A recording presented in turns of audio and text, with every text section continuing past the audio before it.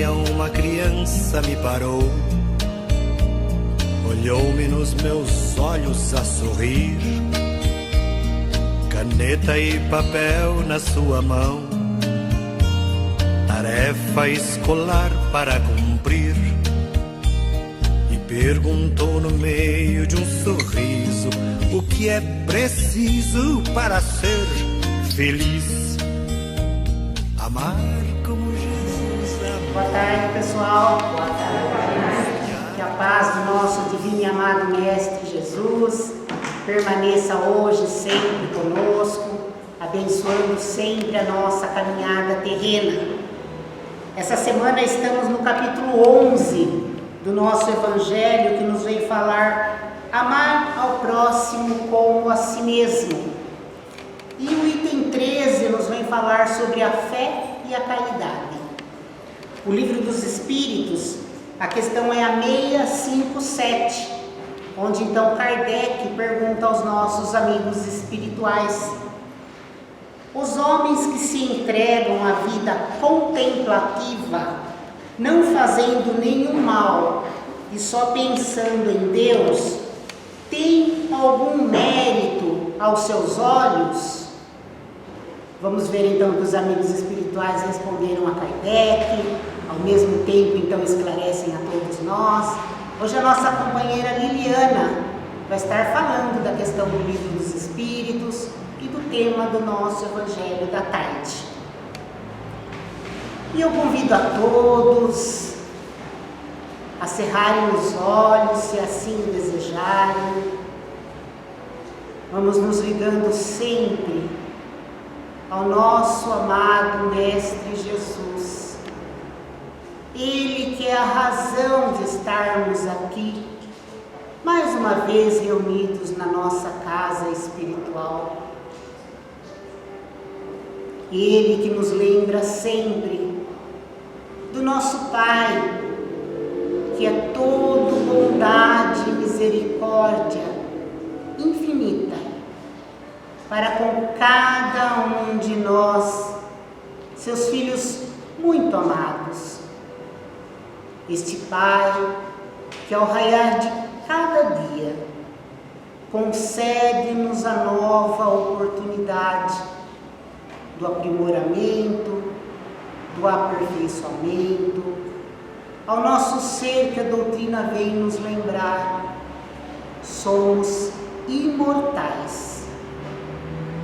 Agradecendo então a Jesus, nossa luz, nosso amparo, esse Mestre querido que nos lembra sempre do amor, da caridade, da fraternidade que devemos uns para com os outros. Pedimos que nos abençoe nesse propósito de seguir os seus passos nesta caminhada terrena. Agradecendo a toda a equipe espiritual que trabalha em nome de Jesus. Esses amigos queridos, incansáveis, que durante todo este dia estiveram aqui, preparando este nosso ambiente e permanecem ainda conosco, nos auxiliando. E a nossa gratidão sempre. A nossa Mãe Santíssima, protetora dos lares, protetora das famílias, pedimos que abençoe os nossos lares, nossos entes queridos, para que ali habite paz, harmonia, serenidade sempre. Que as nossas mentes se abram aos ensinamentos que os amigos espirituais nos trazem através do Livro dos Espíritos, o convite que nos é feito à fé raciocinada, mas que os nossos corações estejam abertos e receptivos ao convite do Mestre em seu Evangelho. Amor, caridade, fraternidade, uns para com os outros. E que Ele nos abençoe hoje e sempre, e que assim seja. Lili.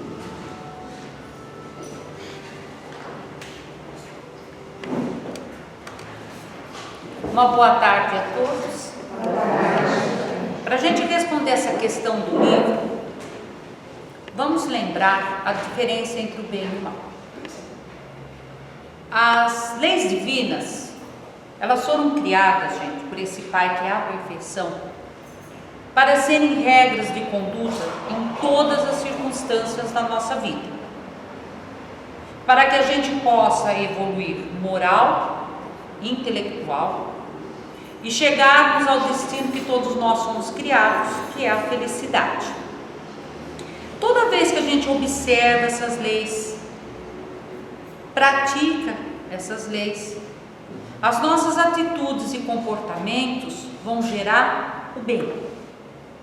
Realizou o bem, você vai dando passos nesse caminho da evolução que nós temos. É longo, mas você vai dando passos. Toda vez que nós não conseguimos compreender essas leis, as nossas atitudes e comportamento não estão de acordo com as leis divinas, gera-se o mal. Aí eu vou regredir? De forma alguma. O espírito não regride no seu processo evolutivo. Mas o que acontece? Não compreendeu a lei?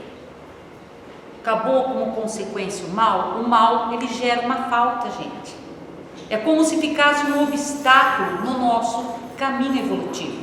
Uma hora você tem que vencer esse obstáculo. Uma hora você vai ter que aprender e corrigir aquela falta. Então veja, agir de acordo com a lei de Deus, você pratica o bem.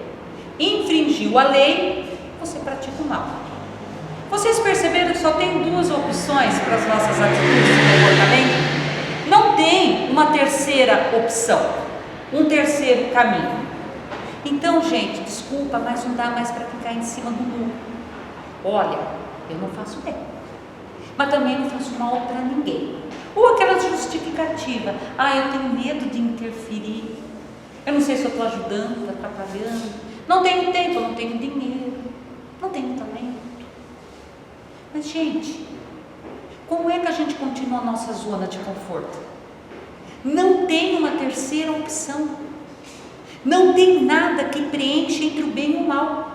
Na verdade, só deveria existir uma opção, a criada pelo Pai. Ele deu as suas leis como regra de conduta, a gente que agia de acordo com essas leis, praticava o bem. O mal só existe, gente, pela nossa falta de compreensão na prática das leis divinas. O mal só existe pela ignorância do bem. Então, como é que a gente continua nessa zona de conforto? Como é que a gente continua não querendo se envolver com as situações, com as pessoas? Fica neutro. Mas essa questão do livro é diferente.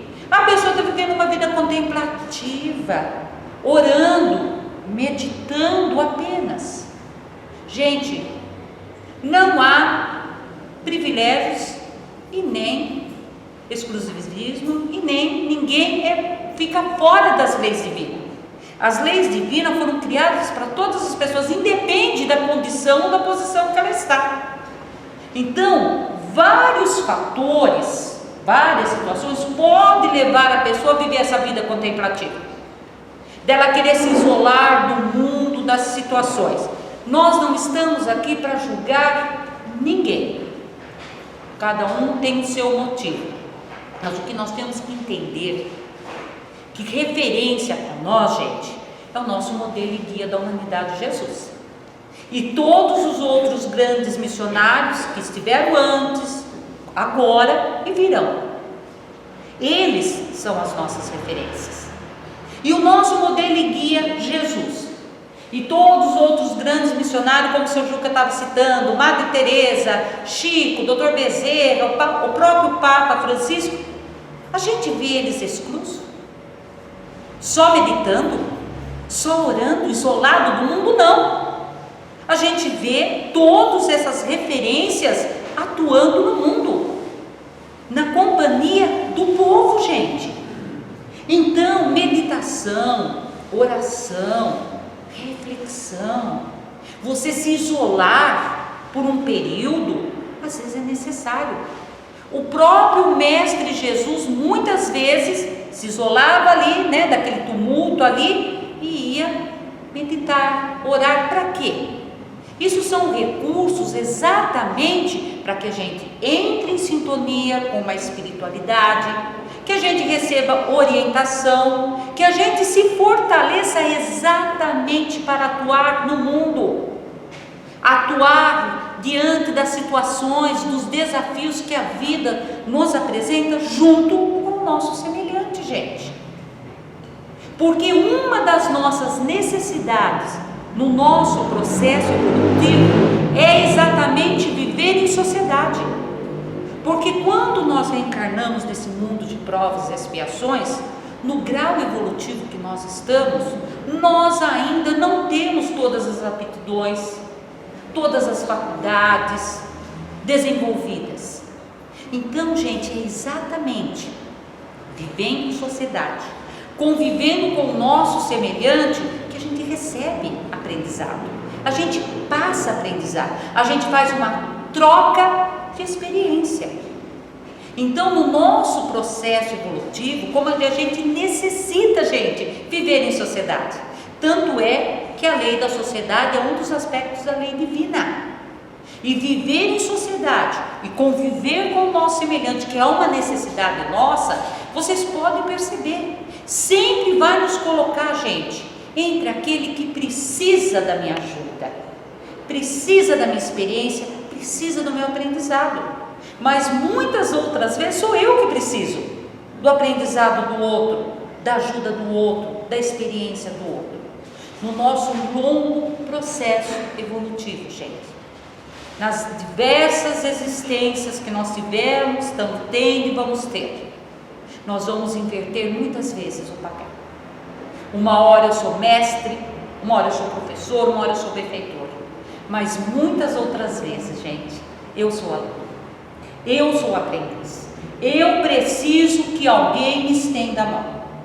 Então, a reencarnação é uma ferramenta do nosso processo evolutivo? Sim. Mas eu não reencarno apenas para realizar o meu aprendizado, gente. Eu reencarno também para ajudar no processo evolutivo do aprendizado do outro. Então, me desculpe, mas uma pessoa que vive uma vida contemplativa, isolada, ela não é que ela vai ter mérito aos olhos de Deus. O pai não tem privilégio, não tem exclusivismo, não tem mérito. Mas aos olhos da espiritualidade, uma pessoa que assim vive, se nós necessitamos viver em sociedade, conviver com o nosso semelhante, é uma pessoa ainda extremamente egoísta. O sentimento de egoísmo está muito dentro dela. Porque a espiritualidade é bem clara, nós temos que fazer o bem, gente, no limite da nossa compreensão, do nosso esforço, porque senão nós vamos sofrer consequências de todo o mal que venha ocorrer por eu ter ficado neutra na prática do bem. Compreenderam? Então não existe ninguém, gente, que não possa fazer o bem. Então é uma pessoa ainda extremamente egoísta, não julgando o motivo, tá? E que ela vai ter que trabalhar muito ainda esse sentimento dentro dela. Oração, meditação, reflexão, isolamento é tempo para a gente apenas se fortalecer, receber orientação para atuar no mundo, gente, para trabalhar junto ao nosso próximo, porque o único caminho da felicidade é a prática do bem. É assim que a gente fortalece para a prática do bem. E aí, prática do bem, pessoa que pratica o bem, é chamado de pessoa caridosa, né? Assim, nossa, como aquela pessoa é caridosa, ela faz tanto bem, não é? No senso comum, está correto. Realmente, caridade para o senso comum é prática do bem, ação social, filantropia. Mas para a espiritualidade, caridade é algo mais. É a prática do bem com amor. É uma ação social com amor. Então, gente, na prática do bem existe uma diferença entre caridade e ação social. Nem sempre uma ação social vai ser caridade, mas a caridade, no grau evolutivo que nós nos encontramos, na maioria das vezes ela nasce de uma ação social. Vamos ver um exemplo? Uma prática de uma ação social muito comum, principalmente agora no inverno: levar o alimento ao morador de rua. São muitos grupos que realizam isso. Aí no livro O Código do Monte, a gente já estudou aqui com o Cássio, o autor coloca esse exemplo. Um empresário tem um grupo que toda semana ele não se esquece, ele leva o alimento ao morador de rua. Mas ele não se esquece também de levar a máquina fotográfica para registrar o evento. Hoje, se ele fosse fazer uma revisão no livro, não precisa mais colocar máquina fotográfica, né? O celular resolve isso, não resolve, gente? Não precisa nem revelar, né, o filme. É automático, vai para as redes sociais, WhatsApp, Instagram. Se tiver um pouquinho mais, até nos jornais locais sai aquela ação social. É apenas uma ação social. Porque no fundo, ali era o quê? Reconhecimento.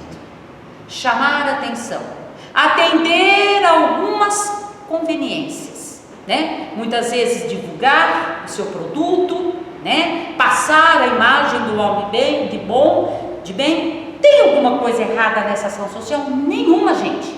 Ela vai ter o seu mérito, porque toda vez, independente das nossas intenções, que a gente conseguir amenizar a dor, a fome, o sofrimento de alguém, você praticou o bem, tem o seu mérito, mas não é caridade. Vamos pegar um exemplo de uma ação social que se transforma em caridade. Chico Xavier termina o trabalho na Casa da Prece, ele reúne ali um grupo de trabalhadores, colocam alimentos no carro para levar a uma família necessitada. Tinha chovido muito, periferia de Uberaba, frio. Quando eles chegam na entrada da rua, próximo da casa, o Chico fala: para o carro, vamos descer, ou vamos dar a volta para a rua de trás. Mas como assim, Chico? O carro não passa, as sacolas estão pesadas, chovendo, barro, nós estamos quase na porta, Chico. Ele falou: dá uma olhadinha encostado com a casa que nós temos que ajudar, está cheio de vizinho. É uma família em que o pai está desempregado. Então, nós podemos constranger. Chuva, barro, frio, peso de sacola não vai nos impedir aquilo que nós temos que fazer. Chico pediu, foram lá no meio do barco, levaram os mantimentos, a família agradeceu, voltaram, entraram no carro e foi embora. E isso começou como uma ação social, que se transformou em caridade.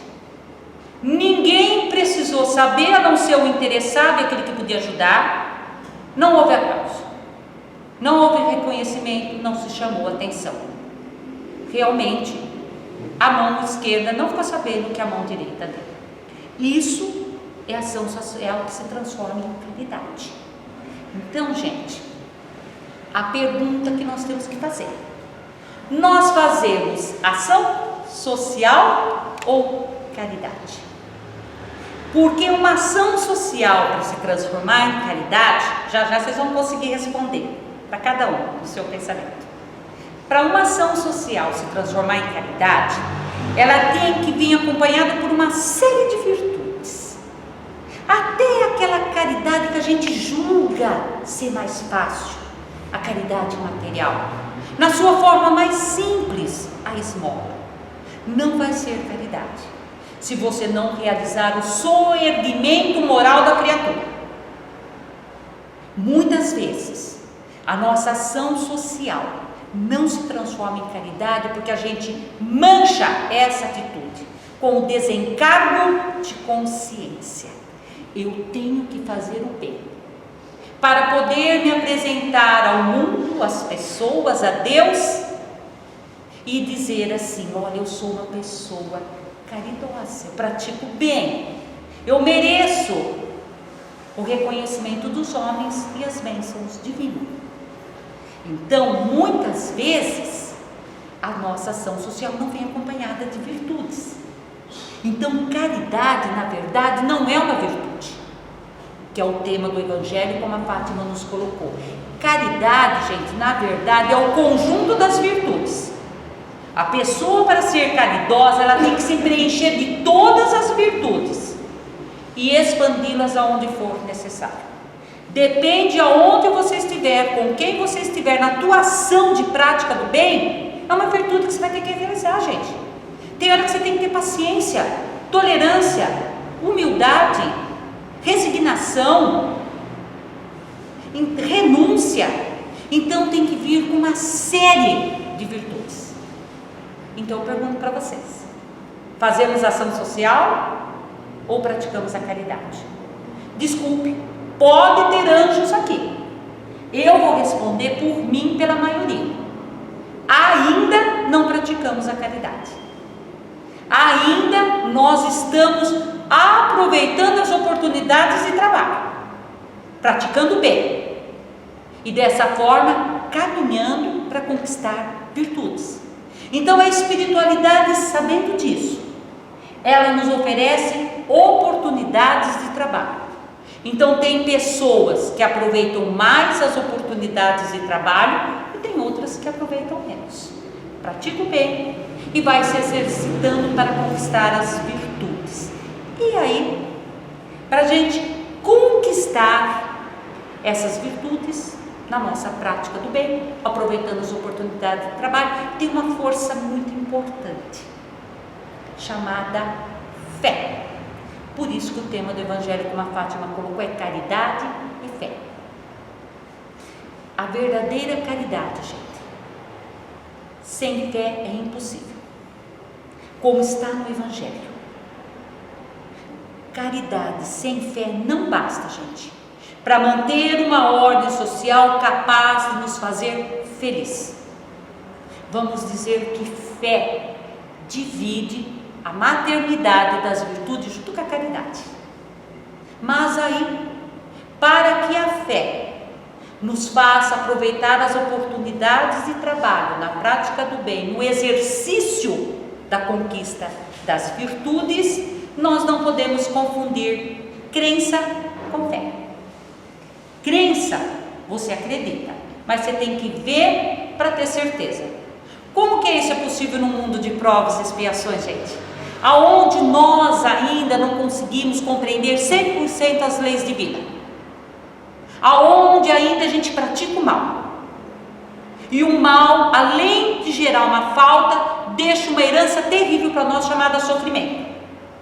E existem essas faltas que às vezes a gente não consegue enxergar nessa encarnação. A gente vai acumulando aprendizado para outras encarnações. Se nós não tivéssemos o abençoado véu do esquecimento, muitas dessas faltas vão virando aprendizados difíceis. E aí a gente não teria, gente, sem o véu do esquecimento, muitas vezes estrutura emocional para realizar ali o aprendizado. Agora, a fé é mais do que você acreditar, gente. Você se entrega. Você se coloca inteiramente à disposição da providência divina. Quando você crê, você está só envolvido. E aí é fácil cair fora. Aí as situações chegam e você fala: não tem nada a ver com isso. Ah, eu não vou me envolver nisso, o problema é dele. Você cai fora. Você não consegue enxergar que de uma certa forma tem aprendizado ali. Caiu fora, perdeu a oportunidade de trabalho. Perdeu a oportunidade de praticar o bem e exercitar a conquista de virtudes. Agora, fé é comprometimento. Você se entrega. Você se coloca inteiramente à disposição da providência divina, consciente. Ali tem aprendizado. Muitas vezes sem entender o porquê ou para quê da situação. Sempre foi assim, gente, e sempre será. Primeiro você se entrega, faz o seu melhor. Na hora certa e no momento certo você vai saber o porquê ou para quê daquela situação. A fé nos faz aceitar, gente, que por trás de todas as circunstâncias da nossa vida, gente, até os desafios, o sofrimento, os erros, Existe uma inteligência suprema e uma misericórdia divina orientando o nosso caminho. Existem situações aqui na terra tão dolorosas, gente, tão carregadas de dor, de sofrimento, de maldade, de violência, de crueldade, que elas não vão ser entendidas nesta vida. Você só vai entender o porquê ou para quê muitas vezes, gente, quando você está no mundo espiritual. Então a fé, gente, ela nos faz aceitar que muitas vezes vão ter situações da nossa vida que nós vamos ter que renunciar para entender os planos de Deus para nós naquele momento. Porque existem situações que não dá. Muitas vezes a gente se entrega aos tormentos. Por que isso está acontecendo? Eu não merecia isso, fulano não podia passar por isso. Então a fé não nos deixa se entregar a esses tormentos do porquê, nem a revolta, nem o desespero. Você entende que naquele momento você tem ali que renunciar a compreender os planos de Deus, aceita, se resigna, mas não acomoda, faz o seu melhor, confiante que no tempo de Deus você vai saber o porquê ou para quê. Compreenderam por que a fé é importante, gente, para conquistar virtudes? Porque sem esse entendimento que as leis divinas foram criadas para serem regras de conduta, quando eu não compreendo e pratico o mal, gera-se uma falta. Essa falta necessita de aprendizado. Muitas vezes eu não consigo realizar aqui, mas o Espírito, ao desencarnar, leva também os aprendizados que ele precisa realizar. Então o véu do esquecimento muitas vezes não me deixa saber que não é daquela encarnação, mas que aquela situação que eu estou passando, eu tenho algum comprometimento, eu tenho um aprendizado a ser realizado. Sem essa certeza que a fé nos dá, gente, como é que a gente enfrenta as vicissitudes da vida? As situações com aquelas pessoas às vezes difíceis, eu vou cair fora, eu vou perder a oportunidade de trabalho.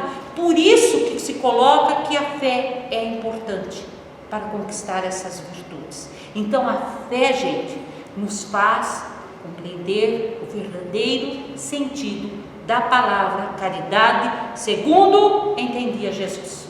886 do Livro dos Espíritos. Qual o verdadeiro sentido da palavra caridade para Jesus? Para Jesus, caridade é benevolência para com todos, indulgência para as falhas morais do outro e perdão das ofensas. Perceberam que para Jesus, caridade é uma atitude que envolve ação, sentimento e consciência moral. Ação, benevolência para com todos. Prática do bem. Sentimento, indulgência, gente. A indulgência é esse doce sentimento que me faz compreender a realidade do outro. Qual é a realidade do outro? Um aprendiz. Ele compreende certas leis, eu compreendo outras. Aprendiz. O aprendiz está sujeito a acertos, equívocos, cair, levantar. E consciência moral, perdão das ofensas. Perdão das ofensas, lógico, é bem mais extenso, mas dentro desse perdão, Jesus nos pede, tire os ressentimentos do seu coração. Porque enquanto tiver ódio, rancor, desejo de vingança, mágoa, sentir ferido, ofendido, como é que você vai atuar naquela situação? Então vejam, caridade é a prática do bem, sim, mas acompanhada da coerência interna do amor. Então a gente tem um longo caminho para conquistar todas as virtudes. Cada um já pode responder: ação social ou caridade. Acredito que todos nós estamos nesse caminho de conquistar virtudes. Todas, sim, mas temos que começar. E aí Jesus coloca para nós as primeiras que nós temos que conquistar. Depois vão aparecendo outras. E ele deixou exatamente o Código do Monte. As bem-aventuranças têm as primeiras virtudes que nós temos que conquistar. Aonde Jesus diz: caridade é sempre paciente. Paciência, ciência da paz. É a virtude que espera, mas não sofre. A pessoa realmente caridosa, ela espera em paz, gente, sem sofrer, sem se desesperar, sem ficar angustiada e confiante no tempo de Deus. A pessoa caridosa, ela é branda, mansa, pacífica. As suas atitudes, gente, não são movidas pela ansiedade e nem pelo ruído, pelo escândalo, pelo barulho. Muitas pessoas caridosas, primeiro ela divulga aos 4 cantos do mundo a sua ação. Muitas vezes ela quer envolver outras pessoas, gente. E aquele momento da prática do bem é dela e da outra pessoa. Como diz, ela faz um carnaval, um escândalo para realizar às vezes uma ação simples. Então a pessoa caridosa é o exemplo do Chico. Ela é silenciosa e discreta. Ela vai procurar envolver o menos possível pessoas de fora, para não constranger aquela pessoa que está recebendo. Então a pessoa caridosa, ela possui a mansuetude, que são pessoas que têm controle sobre si próprio e suas emoções. A verdadeira caridade não é egoísta, não é invejosa e não é ciumenta. Muitas pessoas, gente, se candidatam à prática do bem, frequentam locais de amor, mas o sentimento do egoísmo está muito forte dentro dela. É aquela pessoa que esse é meu serviço aqui dentro. Eu não quero ajuda, eu não quero que ninguém se envolva ali. É uma pessoa que não compreendeu ainda que prática do bem, local de amor, o trabalho só tem êxito se tiver a união, a colaboração de todos. Então aquele egoísmo é o meu trabalho, é a minha função, e muitas vezes faz com que outras pessoas se afastem. Muitas pessoas, gente, não conseguem se furtar dentro do local de amor da inveja e dos ciúmes. Principalmente se pessoas que fazem parte do mesmo grupo se destacam, chamam mais atenção que ela. Isso é muito comum, gente. Dentro de locais aonde não há remuneração. São trabalhos voltados totalmente ao bem. E vou dizer para vocês, onde mais tem isso dentro das casas religiosas não deveria ter. Então a pessoa, me desculpa, mas ela pratica o bem para chamar atenção. O outro chamou mais atenção que ela sente inveja, de ciúmes. Muitos abandonam o trabalho, abandonam a oportunidade de trabalho. A caridade jamais se enche de orgulho, hein, gente? Não existe caridade orgulhosa. Muitas pessoas falam assim: fulano é orgulhoso, mas faz tanta caridade. Não, gente. O que ele faz é ação social. Porque a pessoa que se dedica a ajudar alguém, ela não pensa nos próprios interesses. Ela sacrifica muitas vezes os seus interesses para ajudar o outro. Ela é sempre humilde. Ela não espera reconhecimento. Quem é caridoso entendeu o que Jesus falou, que caridade é mais do que a caridade material. Caridade vai abranger todas as circunstâncias em que eu relaciono com o meu próximo. E a caridade pede, ou melhor, ela proíbe da gente humilhar, independente da condição que a pessoa se encontre, inferior, igual, superior à sua, e pede: seja indulgente. Você também vai precisar dessa indulgência. Então a pessoa caridosa, ela fica atenta. Quanto mais ela perceber que aquela pessoa, como diz, a desgraça daquela pessoa, o sofrimento daquela pessoa, mais ela toma cuidado para não aumentar esse sofrimento através da humilhação. Ela procura, gente, elevar os olhos do necessitado na altura dos seus, para diminuir a distância entre eles. Uma pessoa caridosa, ela não fica esperando o outro vir pedir ajuda, de preferência com bastante testemunha, não.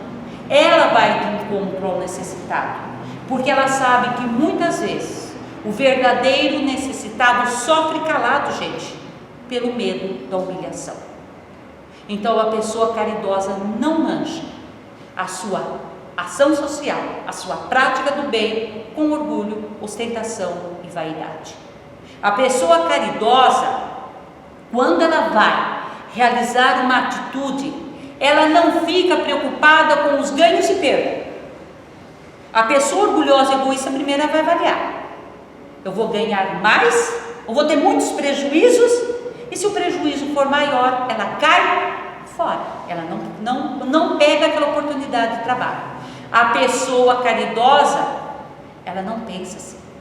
Ela até está consciente que ela pode ter perdas no início, muitas vezes perdas materiais, mas ela sabe que no final o ganho dela é espiritual, que ela vai conquistar o maior reino que nós podemos, é o reino de Deus, que é uma conquista interna, é um mundo interno que cada um conquista exatamente através da prática da caridade, fazendo ao seu próximo tudo que você queria para você de bom, e evitando aquilo que você não quer de mal, você não faz para o seu próximo.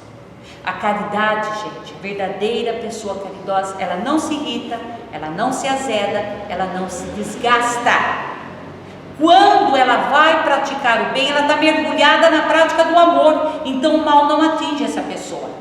Uma pessoa caridosa, ela consegue atuar no mundo sem que o mundo mude o seu rumo, gente. É uma pessoa que sabe lidar com as irritações do mundo exterior, porque ela tem um sentimento de misericórdia que faz compreender a miséria humana. E aí o mal, as coisas nocivas que estão ao seu lado não lhe atingem. A caridade, gente, quem é caridoso sempre tem compaixão. A compaixão é aquela virtude que faz a gente entender o outro, é o outro sim, mas ele é semelhante a mim, em fragilidades, fraquezas humanas, lições a serem aprendidas. Ele cai, ele levanta, como ele. Então a pessoa se identifica e adquire desta forma a empatia. É quando você se coloca no lugar do outro.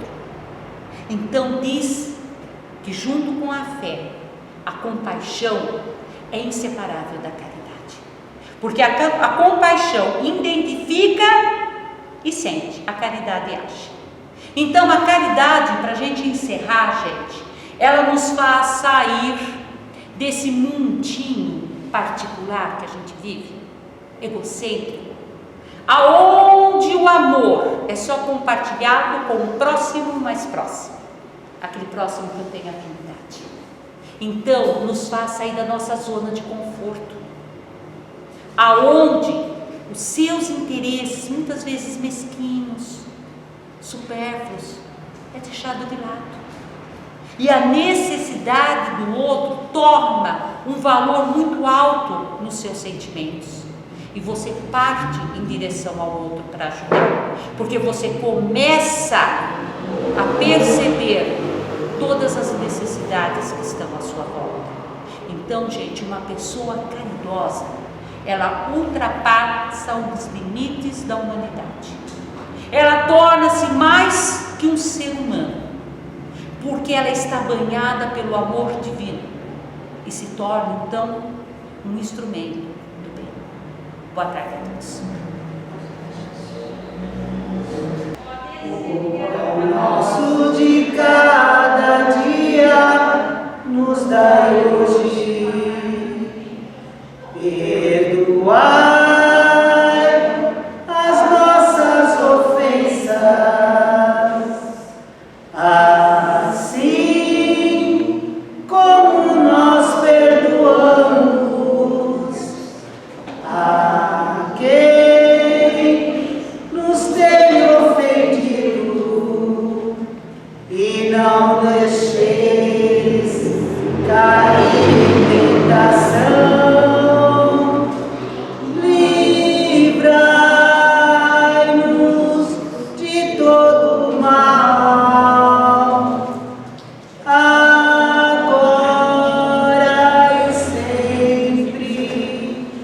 Amém. Livrai-nos de todo mal, agora e sempre. Amém. Perdoando a quem nos tem ofendido, não nos deixeis cair em tentação.